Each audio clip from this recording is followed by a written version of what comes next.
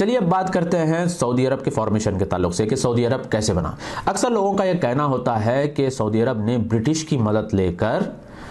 عثمانی خلافت یا عثمانی سلطنت کے خلاف بغاوت کی اور پھر ان کو ختم کر دیا، اور اسی سے پوری عثمانی سلطنت ختم ہو گئی اور سعودی عرب کا عروج ہوا۔ یہ بات بالکل غلط ہے۔ اگر آپ تاریخ پڑھ لیں گے تو آپ کو معلوم ہوگا کہ ایسی کوئی بھی چیز تاریخ میں نہیں ہوئی۔ سب سے پہلے بات میں آپ کو بتا دوں کہ پورے سعودی عرب پر عثمانی سلطنت کی حکومت نہیں تھی، بلکہ حائل کی ایک فیملی تھی، الراشد فیملی، جن کا مقابلہ عثمانیوں سے بھی تھا اور آل سعود سے بھی تھا۔ ان کی حکومت ریاض وغیرہ میں تھی اور صرف مکہ اور مدینے میں حسین شریف کی حکومت تھی۔ حسین شریف عثمانی سلطنت کے تحت بنائے گئے ایک لیڈر تھے اور جن کو وہاں پر بیٹھایا گیا تھا۔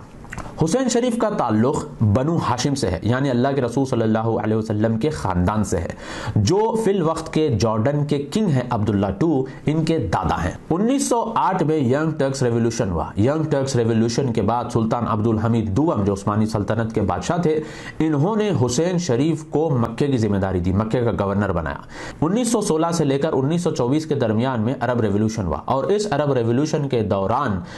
برٹش نے حسین شریف کو یہ آفر دیا عثمانی خلافت کے خلاف، اور حسین شریف نے اس آفر کو قبول کیا، اور پھر انہوں نے یہ طے کیا کہ ٹرانس جارڈن، سیریا اور عراق حسین شریف کو دیا جائے گا، اور پھر انہوں نے یہ طے کیا کہ عراق میں حسین شریف کے بیٹے فیصل کی حکومت ہوگی، ٹرانس جارڈن میں ان کے بیٹے عبداللہ کی حکومت ہوگی، اور حجاز میں حسین شریف کی حکومت ہوگی۔ اس کے بعد حسین شریف نے ٹریٹی آف ورسائز کی مخالفت کی، اور میکمہون ٹریٹی جو ہوئی تھی اس کی بھی انہوں نے مخالفت کی، جس کی وجہ سے ٹرانس جارڈن کے بعض خطے ان کو نہیں دیے گئے۔ اس کے بعد حسین شریف کا اور برٹش کا الائنس بھی کمزور ہونا شروع ہو گیا۔ اسی دوران حائل کی جو فیملی تھی، الراشد فیملی، اس سے مقابلہ آل سعود کا ہو رہا تھا، اور پھر ریاض کو انہوں نے اپنے قابو میں اور قبضے میں لے لیا۔ 28 اکتوبر 1923 کو ملک عبدالعزیز مکے میں داخل ہوئے، اور یہ ایک ایسا وقت تھا کہ حسین شریف کے پاس نہ تو طاقت تھی نہ تو قوت تھی کہ وہ ملک عبدالعزیز کا مقابلہ کر پا سکتے تھے،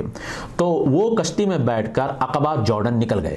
اور پھر دسمبر 17 1923 کو ملک عبدالعزیز احرام پہن کر مکہ گئے، اور وہاں پر تمام عرب قبائل آ کر ملک عبدالعزیز کے ہاتھ پہ انہوں نے بیعت کی، اور اسی طریقے سے سعودی عرب کا فارمیشن ہوا اور سعودی عرب بنا۔